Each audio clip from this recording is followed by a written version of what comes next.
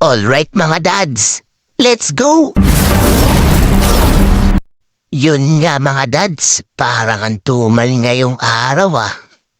Waste, nandiyan ka ba Waste? Idaan mo nga akong kung saan maraming booking. Siyempre naman Daddy Yu, nandito ako, pagdating sa ganyan maasahan mo ako, dadaan kita kung saan napakaraming booking. Yan ang gusto ko sa'yo Waste. Maaasahan ka talaga. Hindi nga ako nagkamali sa'yo na ikaw ang gamitin ko kesa kay Google Map. Let's go! Aba, teka lang. Pa-north tong direksyon natin, Luisa. Kinakabahan pa naman ako pag pa-north yung direksyon. Huwag kang kabahan Daddy Yu. Masyado kang kabado. Ang lakas mo kasi mag-inom ng kape. Relax ka lang. Ako ang bahala sa'yo. Gagi, akala ko kasi yung 8 gases a day na sinasabi nila ay kape. Tubig pala. Waste, parang ang layo na ng naiikot natin ah. Wala pa rin tayo nakukuha ang booking ah. Kala ko ba ikaw bahala sa akin?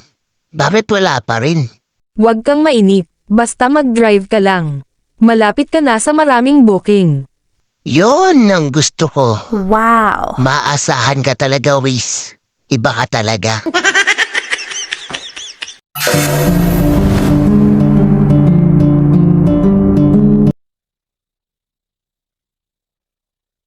Hype ka, Waze. Ito pala yung booking na sinasabi mo. Sabi ni, kinakabahan talaga ako kapag pa-north yung direction eh.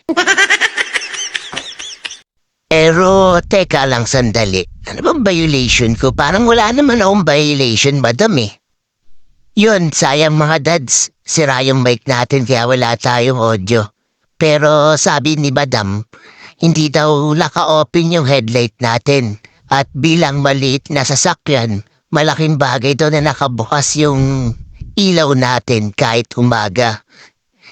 Sabi ko naman kay madam, pasensya na madam, nakalimutan ko lang i-open. At dahil masagot ako, ay nilabasan na ako ng panikit ni madam. Yon mga dads, buti na lang binalikin session natin at hindi na tayo tinikitan ni madam. Pinaalalahanan niya na lang tayo na lagi natin i-open yung headlight natin umaga man o gabi para sa kaligtasan na rin natin at para maging visible tayo sa mga ibang sasakyan lalo na sa mga malalaking sasakyan.